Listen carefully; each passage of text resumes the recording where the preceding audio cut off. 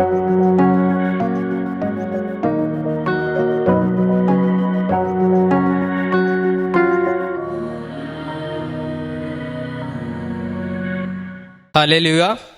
ഈശോയ്ക്കും മാതാവിനും കോടാനുകോടി നന്ദി.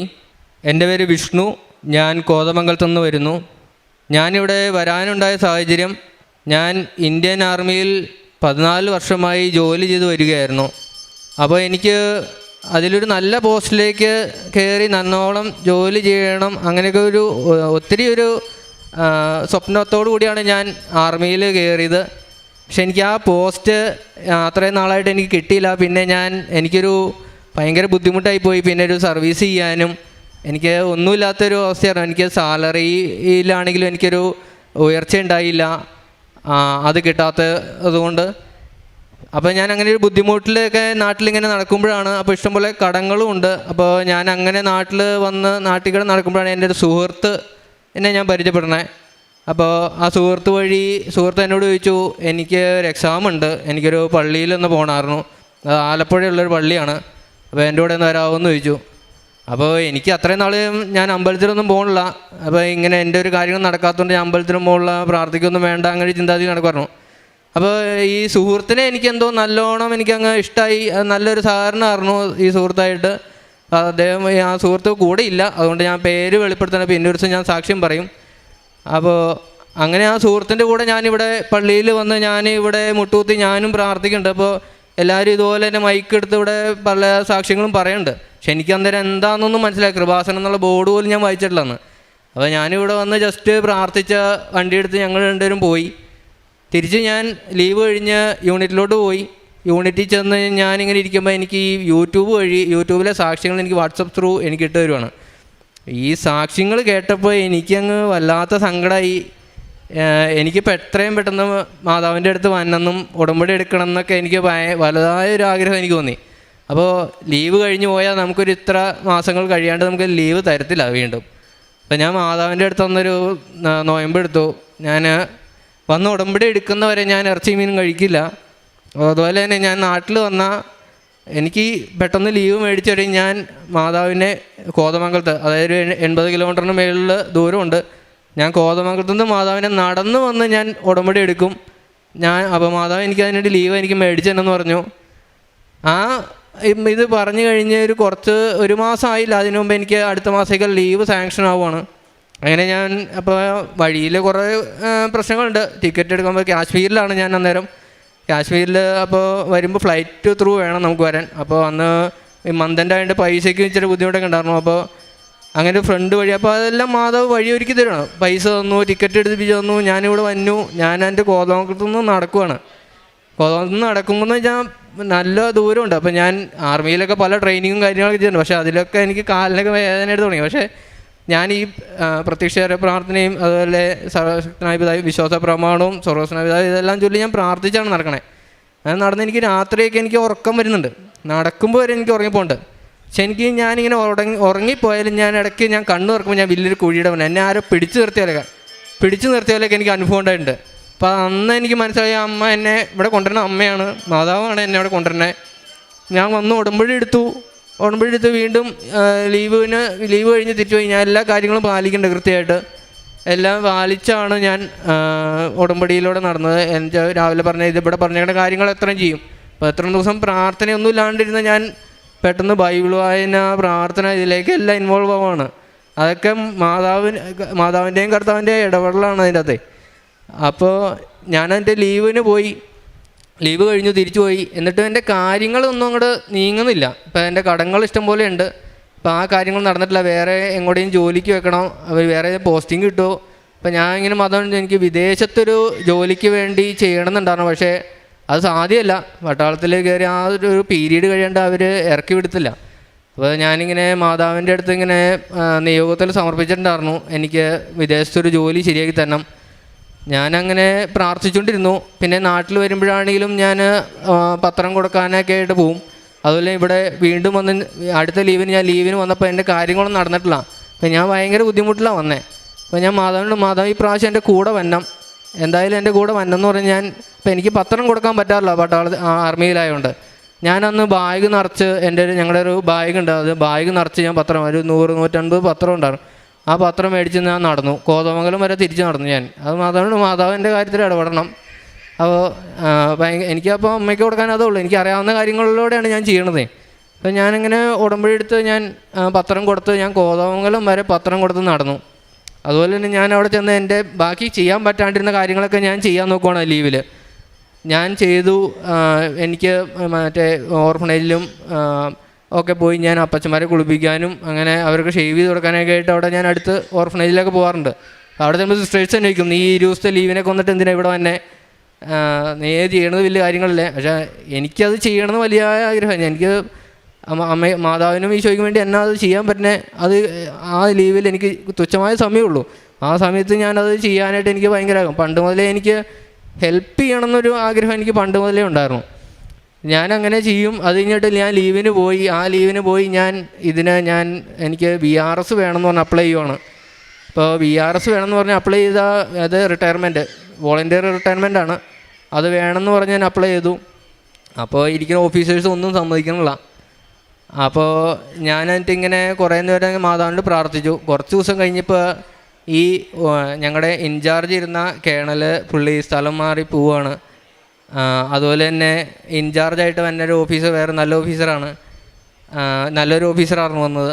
പിന്നെ എൻ്റെ ഒരു കമാൻഡർ എന്ന് പറഞ്ഞൊരു ഇൻചാർജ് ഒരാളുണ്ടായിരുന്നു, അദ്ദേഹം മാറി. എനിക്ക് പേഴ്സണലായിട്ട് നല്ല പരിചയമുള്ള ഒരാളാണ് വന്നത്. അതൊക്കെ ഓർക്കുമ്പോൾ എനിക്ക് ആ വചനമാണ് ഓർമ്മ. ഏശയ്യ 45:3-2 വചനമാണ് എനിക്ക് ഓർമ്മ. വചനത്തിൽ പറയണ പോലെയാണ്, ഞാൻ നിനക്ക് മുമ്പ് പോയി മലകൾ നിരപ്പാക്കും, പിച്ചളവാതിലുകൾ തകർക്കപ്പെടും എന്നൊക്കെ, ഇരുമ്പ് ഉടമ്പൽ ഓടിച്ചു കളയുന്നുള്ള വചനമാണ് എനിക്ക് ഓർമ്മ വന്നത്. ഇപ്പം എനിക്ക് മനസ്സിലായി മാതാവ് ശക്തമായിട്ട് ഇടപെടുന്നുണ്ടെന്ന്. അപ്പം ഞാൻ മാതാവിനോട് ചോദിച്ചു, ഞാൻ ഇനി VRS എടുത്ത് എൻ്റെ കാര്യങ്ങൾ ചെയ്താൽ ഞാൻ എങ്ങോട്ട് പോകണം, ഞാൻ ഏത് രാജ്യത്തോട്ട് പോകണമെന്നൊന്നും എനിക്കൊരു ഐഡിയ ഇല്ല. ഞാനിപ്പോൾ കുറച്ച് രാജ്യങ്ങളിങ്ങനെ നോക്കി, ജോലി സാധ്യതകളൊക്കെ ഉള്ള രാജ്യങ്ങളൊക്കെ നോക്കി ഞാനിങ്ങനെ മാതാവിന് വച്ച് പ്രാർത്ഥിച്ചു. ഞാനങ്ങനെ പ്രാർത്ഥിച്ചിട്ട് എനിക്ക് ഒരു പേരെടുത്ത് ഞാൻ നോക്കി. അപ്പോൾ നോക്കിയപ്പോൾ മാതാവ് പറഞ്ഞു ജർമ്മനിയാണ് എനിക്ക് കാണിച്ചു തന്നെ. അപ്പോൾ ഞാൻ വിചാരിച്ചു ഞാനെങ്ങനെ ജർമ്മനിക്ക് പോകാനാണ്, ജർമ്മനിയിൽ പോകണമെങ്കിൽ ജർമ്മൻ ഭാഷ പഠിക്കണം, പല കാര്യങ്ങളുണ്ട്. അപ്പോൾ എനിക്ക് ഇതായി. അപ്പം മാതാവ് പറഞ്ഞതാണ്, അപ്പം നടക്കാണ്ടിരിക്കില്ല, മാതാവിൻ്റെ വാക്കല്ലേ, മാതാവ് പറഞ്ഞതാണല്ലോ. അപ്പോൾ നമുക്കതിൽ തന്നെ നിൽക്കാൻ ഞാൻ നാട്ടിൽ വന്ന് എൻ്റെ ഒരു കൂട്ടുകാരനുണ്ട് ഏജൻസി നടത്തണേ. അപ്പോൾ അവൻ പറഞ്ഞു, അവനോട് ഞാൻ ചോദിച്ചു ഇങ്ങനെ ജർമ്മനിക്ക് വയ്ക്കാൻ പറ്റുമോ എന്ന് ചോദിച്ചു.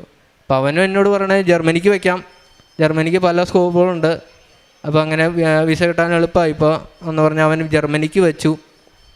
ഞാനങ്ങനെ ജർമ്മനിക്ക് വിസ ചെയ്തു. എൻ്റെ VFSലേക്ക് പോയി, ബാംഗ്ലൂർ പോയി വിസയ്ക്ക് അപ്ലൈ ചെയ്തു.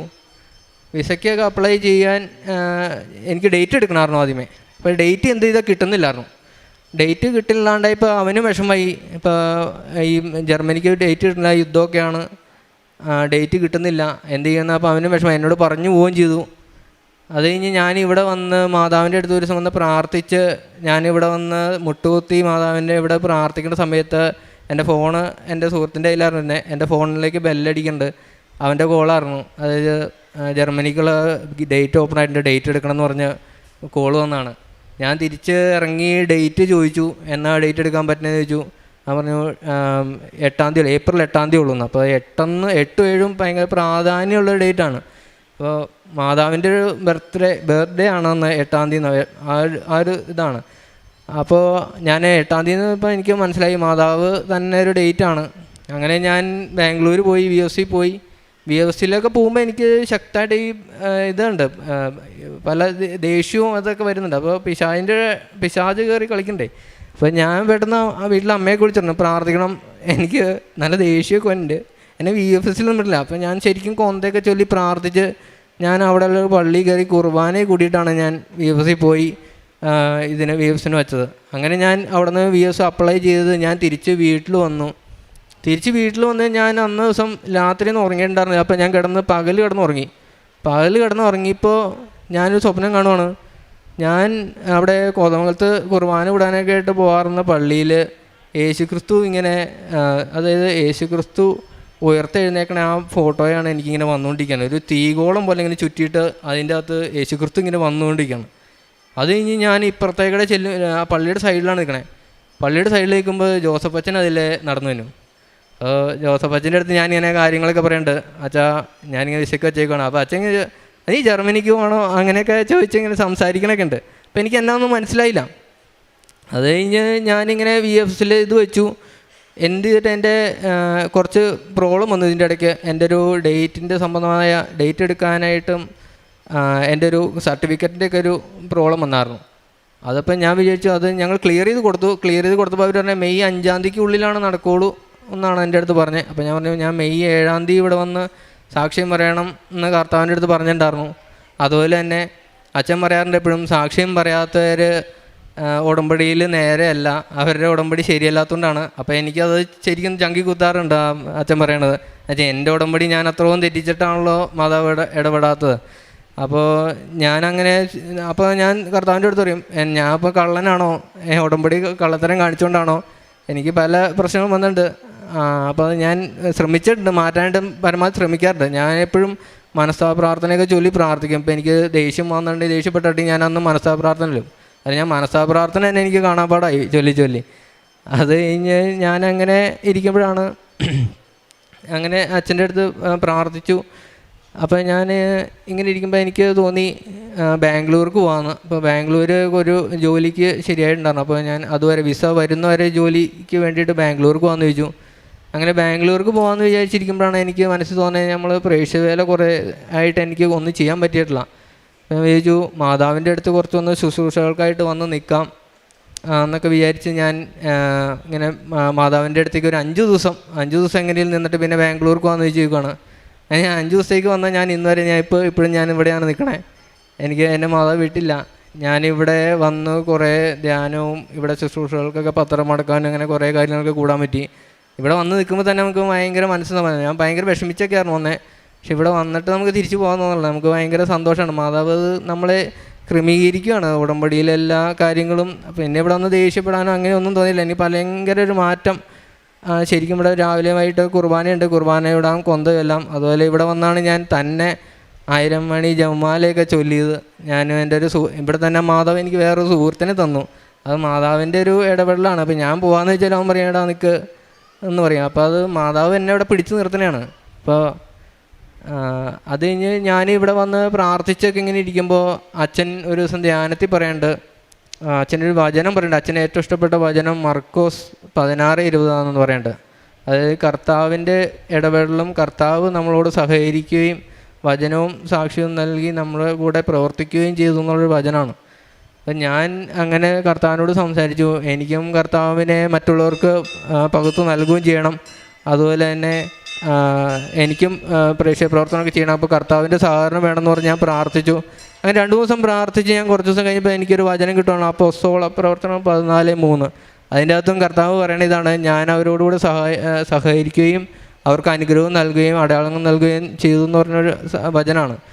ആ പ്രാർത്ഥന ചൊല്ലി ഞാൻ താഴെ ഇറങ്ങി വന്ന് ഞാനിവിടെ ഉണ്ടായിരുന്നു. ഇവിടെ നിത്യാരാധന ചാപ്പലിരുന്നാണ് ഞാൻ കൊന്തവല്ലി ഇവിടെ താഴെ വന്ന് ഇറങ്ങുമ്പോൾ ജോസഫ് അച്ഛൻ അവിടെ ചിരിച്ചുകൊണ്ട് കൊന്തയൊക്കെ പിടിച്ച് നിൽക്കുവാണ്.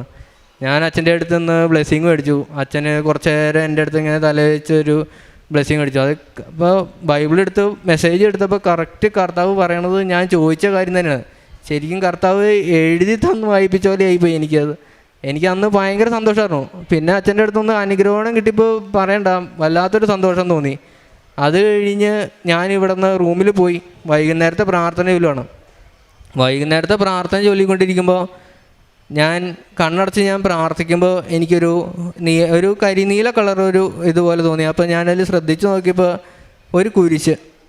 ആ കുരിശ് അത് കഴിഞ്ഞിട്ട് കുറച്ച് കഴിയുമ്പോൾ ഒരു പ്രകാശമായിട്ട് മാറി, ഒരു നീല പ്രകാശം. ആ നീല പ്രകാശം അത് കഴിഞ്ഞിട്ട് ഞാൻ കണ്ണേ തുറന്ന് നോക്കിയപ്പോൾ എനിക്ക് ഭിത്തിയിൽ കാണാം. അപ്പോൾ ഞാൻ നോക്കിയപ്പോൾ അത് മാതാവാണല്ലോ. അപ്പോൾ മാതാവിൻ്റെ ഇവിടെയുള്ള ഫോട്ടോയിലുള്ള മാതാവ് പോലെ നീല കളറിലുള്ള മാതാവ്. അപ്പോൾ ഞാൻ വിചാരിച്ചു മാതാവാണല്ലോ ഇത് എന്ന് വിചാരിച്ച് ഞാൻ അന്ന് പ്രാർത്ഥിച്ചു. പിന്നെ ഞാൻ കണ്ണ് ചിമ്മുമ്പോൾ അതങ്ങ് പോകും. അപ്പോൾ ഞാൻ വിചാരിച്ചു എനിക്ക് അപ്പോൾ അങ്ങനെ തോന്നിയായിരിക്കുമോ ഇനി മാതാവിൻ്റെ ഫോട്ടോ കണ്ടുകൊണ്ടിരുന്നതുകൊണ്ടാണോ എന്നൊക്കെ ഞാൻ വിചാരിച്ചു. ഞാൻ പിറ്റേ ദിവസവും അങ്ങനെ പ്രാർത്ഥിക്കുമ്പോൾ ഞാൻ അതുപോലെ നല്ലോണം വിശ്വസിച്ച് കണ്ണടച്ച് പ്രാർത്ഥിച്ച് നോക്കുമ്പോൾ പിന്നെയും ആ നീല കളറിലെ കോളം വന്ന് പിന്നെ നോക്കുമ്പോൾ യേശുവിൻ്റെ രൂപമാണ്. അപ്പോൾ അതിൻ്റെ തോന്നുമ്പോൾ നീല കളറിലെ യേശുവാണ്. അപ്പോൾ നീല കളറിലെ മാതാവിനെയും നീല കളറിലെ യേശുവിനെയും ഞാൻ കാണുന്നത്. ഇപ്പോൾ യേശുവിൻ്റെ ഫോട്ടോയിലേക്ക് വിട്ട് ഞാൻ ഇത് യേശു ആണോ, യേശുവിൻ്റെ ഇതാണോ എന്ന് ഞാൻ ചോദിക്കുമ്പോൾ പെട്ടെന്ന് ആ രൂപം ഇങ്ങനെ, എൻ്റെ ഒരു ഫോട്ടോ ഇരിപ്പുണ്ട് ഞാൻ പ്രാർത്ഥിക്കുന്നിടത്ത്. അപ്പോൾ ഞാൻ ആ ഫോട്ടോയിലേക്ക് യേശുവിൻ്റെ രൂപം ഇങ്ങനെ പെട്ടെന്ന് ഇങ്ങനെ ഇറങ്ങി, അതിലേക്ക് ഇങ്ങനെ പെട്ടെന്ന് ഇറങ്ങിയിട്ട് ഇങ്ങനെ ഇതിലേക്ക് ആ പേപ്പറിലേക്ക് ഇറങ്ങി ചെല്ലുവാണ്. ആ ഫോട്ടോയിൽ കാണുന്ന കുരിശിലേക്ക് ചെല്ലുവാണ്. അപ്പോൾ ഇങ്ങനെ ആ ഒരു ഇത് എനിക്ക് ഇന്ന് വരെ എനിക്കത് കാണാൻ പറ്റും. ഞാൻ എപ്പോൾ പ്രാർത്ഥിച്ചാലും എനിക്ക് യേശുവിൻ്റെ ആ സാന്നിധ്യം കാണുന്നുണ്ട്. ആ യേശുവിൻ്റെ ഫോട്ടോ എന്ന് പറഞ്ഞാൽ നമ്മൾ ഉടമ്പടി പുതുക്കാകുമ്പോൾ നമുക്കൊരു ടോക്കൺ കിട്ടുമ്പോൾ രണ്ട് സൈഡിലൊരു യേശുവിൻ്റെയും മാതാവിൻ്റെയും നീല കളറുള്ള യേശുവിൻ്റെയും നീല കളറുള്ള മാതാവ് ഇരിപ്പുണ്ട്. ഞാനത് എവിടെ ഇത് ഏത് യേശു ആണെന്ന് അന്വേഷിച്ച് ഒരു ദിവസം ഇങ്ങനെ പത്രം മടക്കാനായിട്ട് ചെന്നിരുന്നപ്പോൾ അവിടെ ടോക്കൺ കിടക്കണുണ്ട്. അപ്പോൾ ഞാൻ കണ്ട യേശു മാതാവ് ഈ ഇരിക്കണം. അപ്പോൾ അതൊക്കെ എനിക്ക് ഭയങ്കര യേശുവിൻ്റെ ഇടപെടൽ നേരിട്ട് അപ്പോൾ അച്ഛൻ പറയാറുണ്ട്, ഉടമ്പടി ശരിയായിട്ട് വന്ന ഉടമ്പടി ഉടനടി പരിഹാരമാണ്. അപ്പോൾ ഞാൻ എൻ്റെ ഉടമ്പടി ഇവിടെ വന്ന് കറക്റ്റ് ചെയ്യണമെന്ന് വിചാരിച്ച് ഞാൻ ഇവിടെ വന്നു. മാതാവ് പിന്നെ അങ്ങ് ഏറ്റെടുത്തെല്ലാം അങ്ങ് ചെയ്തു തരുവാണ് ചെയ്തത്. എനിക്ക് പിന്നെ എന്നാ പറയണേ, മാതാവിൻ്റെ പ്രത്യക്ഷത്തിൻ്റെ സാക്ഷിയാക്കണമെന്ന് പറഞ്ഞ് ഞാൻ എന്നും പ്രാർത്ഥിക്കാറുണ്ട്. ഇന്നാണ് അപ്പോൾ ഞാൻ കർത്താവിനോട് വേറൊരു കാര്യം പറഞ്ഞായിരുന്നു. അപ്പോൾ എന്നും അച്ഛൻ പറയാറുണ്ട്, ഉടമ്പടി സാക്ഷ്യം പറയാത്തവരെ ഞാൻ അംഗീകരിക്കില്ലാന്ന്. അപ്പോൾ എൻ്റെ പുതുക്കൽ ഞാൻ 6 പുതുക്കിയിട്ട് എനിക്ക് സാക്ഷ്യം പറയാൻ പറ്റിയിട്ടില്ല. അപ്പോൾ ഞാൻ പറഞ്ഞു, കർത്താവ് എനിക്ക് 7ാമത്തെ പുതുക്കലിന് മുമ്പ് എനിക്ക് സാക്ഷ്യം പറഞ്ഞിരിക്കണം. ഞാനതിന് എന്നാ ചെയ്യേണ്ടതെന്ന് വെച്ചാലും ചെയ്യാൻ എനിക്ക് 7ാം തീയതിക്ക് മുമ്പ് 7ാമത്തെ പുതുക്കലിന് മുമ്പ് സാക്ഷ്യം പറയണം. അതിൽ കർത്താവ് അനുഗ്രഹിക്കുകയാണെങ്കിൽ മെയ് 7ാം തീയതി തന്നെ എന്നെ സാക്ഷ്യം പറയിക്കണം എന്ന് പറഞ്ഞു. ഇന്നും ഇവിടെ വന്ന് സാക്ഷ്യം പറയാൻ പറ്റുമെന്ന് വിചാരിച്ചില്ല. ഞാൻ കാര്യം ഇവിടെ ഉണ്ടായിരുന്നു രാവിലെ മുതൽ ഉണ്ടായിട്ടും ഞാൻ സാക്ഷ്യം പറയണേ ഇപ്പോഴാണ്. അത് കർത്താവ് ഇടപെടൽ എനിക്ക് കാണിച്ചു തരുവാണ്. കർത്താവായിട്ട് ചെയ്തു തന്നെ, കർത്താവ് മാതാവ് എനിക്കത് ചെയ്തു തരുവാണ്. എനിക്ക് ഇന്ന് നീ അത് എന്നൊക്കെ പ്രശ്നം വന്നാലും നിനക്ക് പറഞ്ഞേക്കണ കാര്യം ഞാൻ ചെയ്തു തരും എന്നുള്ള ഉറപ്പാണ്. അപ്പോൾ ഉടമ്പടി എടുത്ത് പ്രാർത്ഥിക്കുമ്പോൾ നമുക്ക് കിട്ടുന്ന മാതാവിൻ്റെ യേശുവിൻ്റെ അനുഗ്രഹം ഉണ്ടെങ്കിൽ അത് നമുക്ക് സാധിക്കാത്ത എന്ത് കാര്യം എല്ലാം. എനിക്കിപ്പോൾ ഞാൻ പട്ടാളത്തിലാകുമ്പോൾ ഞാൻ പറഞ്ഞു എനിക്ക് റിട്ടയർമെൻറ്റ് കിട്ടിയെന്ന്. റിട്ടയർമെൻറ്റിന് ഞാൻ അപ്ലൈ ചെയ്യുമ്പോൾ 1 കൊല്ലമായിട്ട് അവിടെ റിട്ടയർമെൻറ്റ് അപ്ലൈ ചെയ്തവൻ അവിടെ നിൽക്കുക, അവന് ഇതുവരെ കൊടുത്തിട്ടില്ല. ആ സമയത്താണ് എൻ്റെ ആപ്ലിക്കേഷൻ അവിടെ നിന്ന് സാങ്ഷനായി വരുന്നത്. അപ്പോൾ അത് മാതാവിൻ്റെ ആ സമയത്തിൻ്റെ ഇടപെടൽ, സമയച്ചുരുക്കത്തിൻ്റെ ഇടപെടലൊക്കെ അതിൻ്റെ അകത്ത് കാണിക്കേണ്ടത്. അതുപോലെ കർത്താവിൻ്റെ സാന്നിധ്യം, കർത്താവ് ഇപ്പോൾ എന്ന് പ്രാർത്ഥിച്ചാലും എനിക്ക് ആ സാന്നിധ്യം കാണിച്ചു തരുന്നുണ്ട്. ഞാൻ ചോദിച്ച വാദനം അതുപോലെ തന്നെ എനിക്ക് കാണിച്ചു തന്നു. അല്ലെങ്കിൽ ഞാൻ ഇവിടെ നിൽക്കുമ്പോഴാണെങ്കിൽ ഞാൻ പത്രം കൊടുക്കാൻ പോകും. ഇപ്പോൾ ഞാനിവിടെ ആലപ്പുഴ പോകും. അപ്പോൾ ചിലർ പറയും ആലപ്പുഴയൊക്കെ ആരും പത്രം മേടിക്കില്ല, ഇവിടെ എല്ലാവർക്കും അറിയാം. ഞാൻ കഴിഞ്ഞ ദിവസം പത്രം കൊടുക്കാൻ പോയതാണ്. ഞാൻ ഇതിൽ പോയപ്പോൾ ഇവിടെ ബോട്ട് കിടപ്പുണ്ട്. ബോട്ടെന്ന് എൻ്റെ മനസ്സിലിങ്ങനെ പറയണ്ട. അപ്പോൾ ഞാൻ ബോട്ടിലേക്ക് പോയി ചെറുപ്പക്കാർ പിള്ളേരുണ്ട്. അപ്പോൾ ഞാൻ ഒരു മേടിക്കില്ല വായിക്കില്ല എന്നൊക്കെ വിചാരിച്ചിങ്ങനെ ഇരിക്കുമായിരുന്നു. ഒരു ചേട്ടൻ എന്നെ ചൂണ്ടി വിളിച്ചു, ഒന്ന് വന്നേന്ന് പറഞ്ഞ് എന്നെ വിളിച്ചു. അപ്പോൾ ഞാൻ പറഞ്ഞു, ചേട്ടാ അത് കൃപാസനത്തിൻ്റെ പത്രം ആ ചേട്ടൻ വായിക്കുമെന്ന് ചോദിച്ചു. അപ്പോൾ ചേട്ടൻ നീ വായിക്കുമെന്ന് പറഞ്ഞു. അപ്പോൾ ഞാനത് ചെന്ന് ചേട്ടൻ്റെ അടുത്ത് സംസാരിച്ചു. ചേട്ടൻ പറഞ്ഞു, എൻ്റെ മോള് ഇങ്ങനെ ആശുപത്രിയിലാണ്, അവൾക്ക് ഇങ്ങനെ പ്രഗ്നൻ്റ് ആണ്. അപ്പോൾ എന്തോ പ്രശ്നം പറ്റി ഇങ്ങനെ ആശുപത്രി പോയതാണ്. അപ്പോൾ ചേട്ടനിങ്ങനെ ഭയങ്കര വിഷമിച്ചിരിക്കുക, ചേട്ടൻ്റെ ഫേസ് കണ്ടറിയാം. അപ്പോൾ ഞാൻ പറഞ്ഞു, ചേട്ടാ അപ്പോൾ കറക്റ്റായിട്ടല്ലേ മാതാവ് ഞാൻ ചേട്ടനിവിടെ കൊണ്ടുവന്ന് കാണിച്ചു തന്നെ. ചേട്ടൻ ആലപ്പുഴ ഇരുന്നിട്ട് ചേട്ടൻ മാതാവിനെ അറിഞ്ഞില്ല, അപ്പോൾ മാതാവിനെ കറക്റ്റായിട്ടല്ലേ. അപ്പോൾ ചേട്ടൻ അറിയാം, പള്ളിയിലൊക്കെ വന്നിട്ടുള്ള ചേട്ടനാണ്. ചേട്ടൻ ഉടമ്പടി ഒന്നും എടുത്തില്ല. അപ്പോൾ ഞാൻ പറഞ്ഞു, ചേട്ടൻ ഉടമ്പടി എടുത്ത് പ്രാർത്ഥിക്കണം, ഇത്ര അടുത്തിരുന്നിട്ട് ഉടമ്പടി എടുത്തിട്ടില്ലല്ലോ, ഉടമ്പടി എടുത്ത് പ്രാർത്ഥിക്കണം. അങ്ങനെ ഞാൻ ഈ ചേട്ടനോട് സംസാരിച്ചുകൊണ്ടിരിക്കുമ്പോൾ ഈ ചേട്ടൻ്റെ മോളുടെ ഫോൺ വരികയാണ് ഹോസ്പിറ്റലിൽ നിന്ന്. കുഴപ്പമൊന്നുമില്ല, എല്ലാം ഓക്കെ ആണെന്ന് പറഞ്ഞിട്ട്. അപ്പം ചേട്ടൻ കരഞ്ഞില്ല എന്നുള്ളൂ, ഭയങ്കര സന്തോഷമായി ചേട്ടന്, ഇവിടെ ആലപ്പുഴയുള്ള ചേട്ടനാണ്. അങ്ങനെയൊക്കെ എനിക്ക് കുറേ അനുഭവങ്ങളും ഒക്കെ ഉണ്ടായിട്ടുണ്ട്. അതുപോലെ ഞാൻ ഉടമ്പടി എടുത്ത് ഈ നടക്കാണ്ടിരുന്ന സമയത്തൊക്കെ എനിക്ക് ഭയങ്കര വിഷമം തോന്നി. മാതാവിൻ്റെ മുമ്പിൽ മുട്ടുകുത്തിന്ന് കരയും. ഒത്തിരി പ്രാവശ്യം എനിക്ക് ഒരു രൂപത്തിൽ ഹാർട്ട് ഇതുപോലെ എനിക്ക് തിരിയിൽ തെളിഞ്ഞു വരും. അതിൽ മെഴുകുതി ഉരുകി തിരിഞ്ഞാലും സൈഡിൽ മാതാവ് തെളിഞ്ഞു നിൽക്കും. മാതാവ് വന്ന് നിൽക്കണ പോലെ ക്യാൻഡിൽ ഇങ്ങനെ ഉരുകാണ്ട് അതിൻ്റെ അകത്ത് നിൽക്കണതൊക്കെ ആയിട്ട് ഞാൻ പല പ്രാവശ്യം കണ്ടു. അപ്പോൾ എനിക്കത് സാന്നിധ്യം അറിയിച്ചാണ്, നീ കുഴപ്പമില്ല, നീ പേടിക്കും. ഞാൻ കിടന്ന് പേടിക്കലുള്ളൂ. മാതാവ് ഒരു പ്രശ്നവും എനിക്ക് വേണ്ടി വരില്ല. എനിക്ക് ചുറ്റിനും രക്ഷാവലയം വിരിച്ചു വച്ചേക്കണമല്ല. ഇന്നവരെ എനിക്കൊരു കുഴപ്പവും തോന്നിയിട്ടില്ല. ഇത്ര നാളായിട്ട് എനിക്കൊരു പ്രശ്നവും വന്നിട്ടില്ല. ഞാൻ കിടന്ന് പേടിക്കുകയുള്ളൂ. ഇപ്പോൾ എന്തെങ്കിലും ഇൻസിഡൻറ്റ് ഇനി എന്നാവണം ഞാൻ പേടിക്കണുള്ളൂ. പക്ഷേ ഇന്നേ വരെ ഒരു പ്രശ്നവും എന്നെ മേത്തോട്ട് തൊടാനോ ഒരു കാര്യങ്ങളോ. അതുപോലെ വണ്ടി ഓടിക്കുമ്പോൾ ചില ദിവസം രാത്രിയൊക്കെ വണ്ടി ഓടിക്കാറുണ്ട്. കണ്ണ് ഇവിടെ ധ്യാനത്തിന് വരുമ്പോഴാണ് ഞാൻ രാവിലെ എണീറ്റൊക്കെ പോരും. അപ്പോൾ വണ്ടി ഓടിക്കുമ്പോൾ എനിക്ക് നല്ല ഉറക്കം വരും. ഞാൻ പറയും, ഞാൻ എപ്പോൾ വണ്ടി എടുത്താലും തൈലം തൊട്ട് കുരിശ് വരച്ചിട്ടാണ് ഞാൻ വണ്ടി എടുക്കണേ. അപ്പോൾ ഞാൻ മാതാവ് മാതാവേ നോക്കിക്കോളാം, എനിക്ക് ഉറക്കം വേണ്ടി നോക്കിക്കോളാം എന്ന് പറയും. ചില സമയത്ത് ഞാൻ കണ്ണ് തുറക്കുമ്പോൾ ഫ്രണ്ടിൽ കൂടെ വണ്ടി പോകണം, ഞാൻ അങ്ങനെയൊക്കെ എനിക്ക് സംഭവം ഉണ്ടായിട്ടുണ്ട്. അപ്പോൾ മാതാവ് ശരിക്കും വണ്ടി ഓടിക്കുന്നതിൽ കുറേ പ്രാവശ്യം എൻ്റെ ഇടപെട്ടിട്ടുണ്ട്. ഞാൻ എപ്പോൾ വണ്ടി എടുത്താലും കുരിശ് തൊട്ട് സ്റ്റിയറിംഗിൽ കുരിശ് തൊട്ട് തൈലം തൊട്ട് കുരിശ് തൊട്ടിട്ട് ഞാൻ വണ്ടി എടുക്കുകയുള്ളൂ. അതുപോലെ തന്നെ ഞാൻ എൻ്റെ VRS വേണ്ടി അപ്ലൈ ചെയ്തപ്പോഴൊക്കെ ഞാൻ കുരിശ് വെച്ചു എന്ത് ഇതിന് പോയാലും. അതുപോലെ എൻ്റെ വീട് വേറെ ഒന്ന് പറഞ്ഞാൽ എൻ്റെ സാമ്പത്തിക പ്രശ്നം എൻ്റെ വീട് വിൽക്കണം എന്നുണ്ടായിരുന്നു. ആ വീട് വിൽപ്പന ഞാൻ ഒപ്പിട്ട് പ്രാർത്ഥിച്ചു. അതുപോലെ വീട് മേടിക്കാൻ വന്ന ആളെ കണ്ടപ്പോൾ ഞാൻ അവർക്ക് എൻ്റെ കയ്യിൽ തൈലം എടുത്ത് പറ്റിയിട്ടാണ് ഞാൻ അദ്ദേഹത്തിന് ക്ഷയിക്കാൻ കൊടുത്തത്. അദ്ദേഹത്തിന് ആ വീട് ഭയങ്കരമായിട്ട് ഇഷ്ടപ്പെട്ടു. അദ്ദേഹം ആ വീട് മേടിക്കും, നല്ലൊരു വീടായിരുന്നു, അദ്ദേഹം മേടിക്കും, എനിക്ക് നല്ല വിലയ്ക്ക് വിൽക്കാനൊക്കെ അത് സാധിച്ചു. അപ്പോൾ സമയത്തിൻ്റെ ഇടപെടലും മാതാവിൻ്റെ ഇടപെടലും കൊണ്ടാണ് എനിക്കതൊക്കെ സാക്ഷിയാവാനും പറ്റിയത്. മാതാവിനും ഈശോയ്ക്കും ഒത്തിരി ഒത്തിരി ഒത്തിരി നന്ദി. ഇനിയും ഞാൻ സാക്ഷ്യം പറയും, ജീവിതകാലം മുഴുവൻ ഞാൻ ഈ ഉടമ്പടിയിൽ കണ്ടിന്യൂ ചെയ്യും. അതുപോലെ ഞാൻ ഈ മെയ് 27-ാം തീയതി ജർമ്മനിക്ക് പോവാണ്, എൻ്റെ വിസ വന്നിട്ടുണ്ട്. അപ്പോൾ ഈ 7-ാം തീയതി മെയ് 27-ാം തീയതിയാണ് ടിക്കറ്റ് വന്നേ. അതുപോലെ വിസ വന്നിട്ടുണ്ട്. വേറൊരു രസം എന്ന് പറഞ്ഞാൽ ഈ വിസ എടുത്ത് തന്ന എൻ്റെ ഫ്രണ്ട് ഏജൻസിയിലുണ്ടായിരുന്നെ അവനിന്ന് വന്ന് ഇവിടെ ഉടമ്പടി എടുക്കുവാണ്. അപ്പോൾ അവനും ഭയങ്കര വിശ്വാസമാണ്. അപ്പോൾ അവൻ്റെയും കുറേ കാര്യങ്ങളൊക്കെ നടക്കാണ്ടൊക്കെ ഇരുന്നായിരുന്നു. അവനും വന്ന് ഇവിടെ ഉടമ്പടി എടുക്കുന്നുണ്ട്. അപ്പോൾ അവനും എല്ലാവർക്കും അതുപോലെ ഇവിടെയുള്ളവർക്കും മീഡിയയിലുള്ളവർക്കും അച്ഛനും ജോസഫ് അച്ഛനും സിസ്റ്റേഴ്സിനും ബാക്കിയുള്ള ഇവിടെയുള്ള സ്റ്റാഫിനും എല്ലാവർക്കും ദൈവത്തിൻ്റെ സഹകരണം ഉണ്ടാവട്ടെ, മാതാവിൻ്റെ ഇടപെടലുണ്ടാവട്ടെ എന്നും ഒക്കെ ഞാൻ പ്രാർത്ഥിക്കുന്നു.